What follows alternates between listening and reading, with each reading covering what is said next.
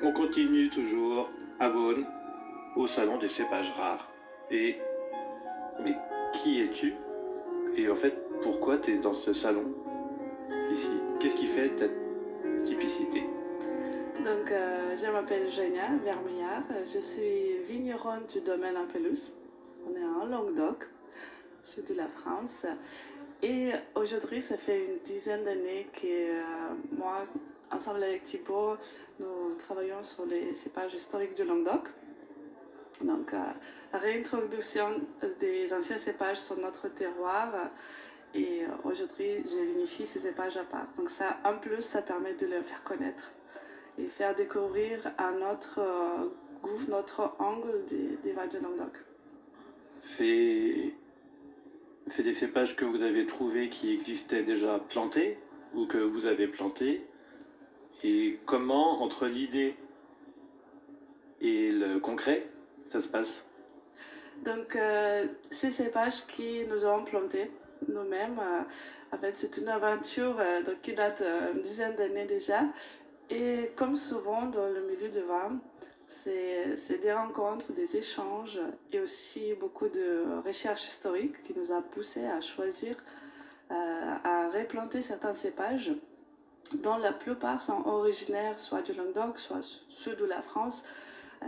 Donc ils sont bien adaptés au terroir que nous avons au domaine. Et cette dimension historique qui aussi n'est pas négligeable, c'est quand même chouette de ne pas perdre patrimoine viticole, de continuer de travailler la diversité et de donner la deuxième chance de faire vivre ces cépages. Donc aujourd'hui, un total une douzaine de cépages historiques, donc notamment par exemple le Picpoul noir, Thierry noir, Riveranc, ça c'est vraiment locaux du Languedoc. Je travaille la Counoise, le Picardon.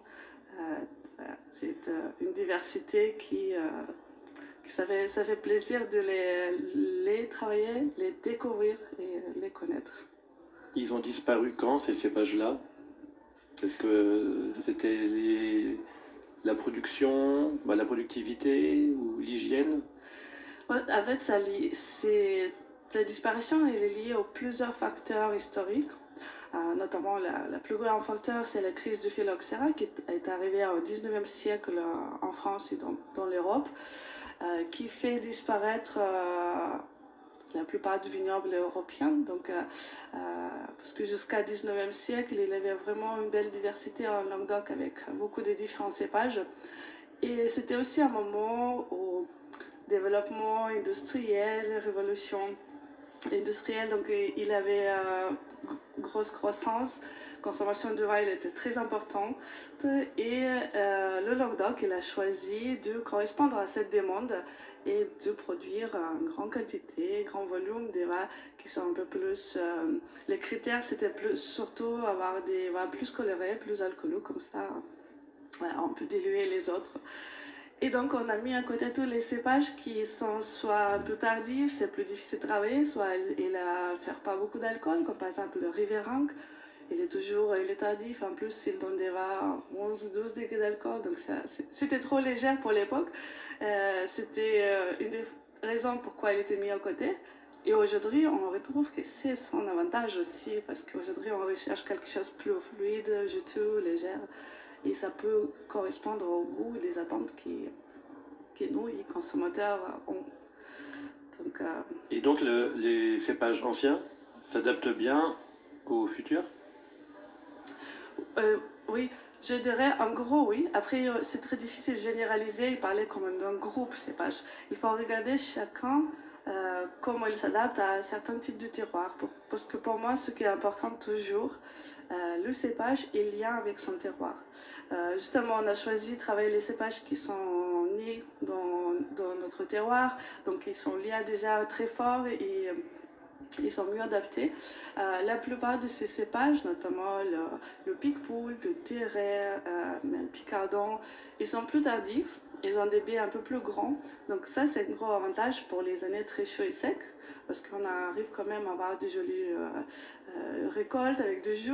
Donc ils sont beaucoup plus résistants au climat qui change.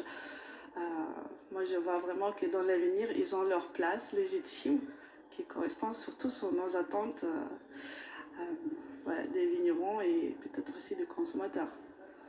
Là, il y a un petit, Oui, dessin. je voulais vous parler un de nos cépages préférés. En fait, c'est difficile de distinguer un ou deux parce que j'adore travailler la diversité. C'est comme pour les enfants. Exactement, je dis souvent ça. Les cépages, c'est comme les enfants, chacun sa caractéristique, pourquoi je l'aime. Et j'ai choisi de vous parler aujourd'hui sur un cépage qui s'appelle Picardon. Donc c'est un cépage originaire du sud de la France qui faillit disparaître. Nous avons planté en 2017, il y avait moins d'1 hectare en France, donc c'était vraiment très confidentiel. Donc aujourd'hui il y a quelques hectares en plus, mais ça reste quand même un cépage qui est très minoritaire dans notre vignoble. Et pourtant, ce qui est intéressant, que Languedoc au XVIIe, XVIIIe siècle, c'était aussi le terroir du blanc. C'était pas que des rouges. On a retrouvé le Picardon, la Clairette, Terre blanc, Carignan blanc, Picpoul. Donc il y avait une diversité des blancs qui s'étaient produits en Languedoc. Et Picardon était parmi ces cépages. Aujourd'hui, on peut retrouver un petit peu dans Côte-du-Rhône, parce que c'est aussi un des 13 cépages de Châteauneuf-de-Pape, d'appellation. Et voilà, un Languedoc un petit peu. Et ce qui m'enchante de plus en plus pendant chaque salon, c'est aussi l'occasion de rencontrer d'autres vignerons. Et chaque fois, je rencontre un ou deux vignerons qui plantent ou qui viennent de planter, soit Picardon, soit Riverain, voilà, les cépages historiques de Languedoc. Donc voilà, il y a une vague qui monte et je suis vraiment contente pour ces cépages. Permet de conserver et préserver le patrimoine historique du viticole de France. Vous êtes organisé, il y a un conservatoire, ou c'est que le domaine qui s'occupe de ça, ou comment vous travaillez en collectif, Alors nous, on a choisi de travailler, donc, comme je disais, il y a dizaines d'années. On ne parlait pas autant à l'époque encore qu'aujourd'hui, on en parle plus. Et donc, la recherche des plantes, surtout de matières premières pour planter, n'était pas évidente. Donc, chaque cépage, il a son histoire, comme on les a trouvés. Et donc, on a travaillé avec des différents pépiniéristes. Des fois, c'est chambres d'agriculture qui ont son petit conservatoire. Ou on a travaillé, échangé avec le conservatoire du Vassal. C'est un conservatoire mondial des cépages qui est situé au sud de la France. Ils sont à peu près 6000 cépages sur place. Donc ça nous permettait aussi de consulter les documents historiques, descriptions voilà, de ces cépages. Donc il y avait vraiment un travail de la recherche qui était fait en amont et beaucoup d'échanges avec d'autres vignerons parce qu'il existe quand même, pas nombreux, mais certains vignerons qui ont pionniers qui travaillent ces cépages comme des cépages riverains, terrés depuis 20 ou 30 ans. Donc voilà, ça permet d'avoir s'inspirer aussi. Et puis au domaine, aujourd'hui, ce qui donne aussi de valeur, on est capable de vinifier chaque cépage à part. Donc c'est beaucoup de boulot, beaucoup de cuves dans la cave, mais c'est aussi une cuve qui est comme un portrait du cépage avec sa singularité, personnalité dedans. Et donc ça permet de faire vivre ces cépages pas que dans les vignes, donc en conservatoire, mais aussi comme un produit vivant qui suit et qui peut être transmis aux autres et partagé. C'est quoi l'avenir des cépages anciens? Comment tu le vois? Moi, je suis toujours positive et optimiste sur cette question parce que ça me paraît évident. Je suis d'origine lituanienne, donc j'arrive en France sans bagage de tradition. Et quand je découvre les cépages historiques, on commence à lire la diversité. Ça me paraît évident parce que en plus d'avoir locaux et produits un peu moins d'alcool, un peu des jus plus frais, plus de vivacité, c'est des cépages qui apportent du goût un peu plus allégé, surtout chez nous, en sud de la France, c'est très chaud chaque année, de plus en plus, c'est sec.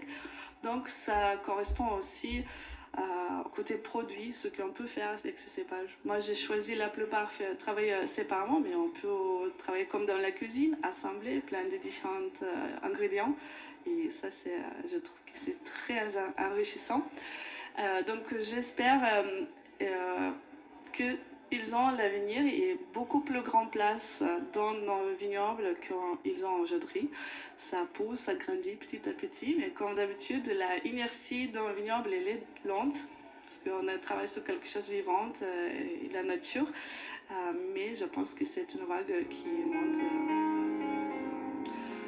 Et ce qui est vraiment le fait que je rencontre même aujourd'hui d'autres vignerons qui envisagent ou qui viennent de planter, ça m'enchante vraiment.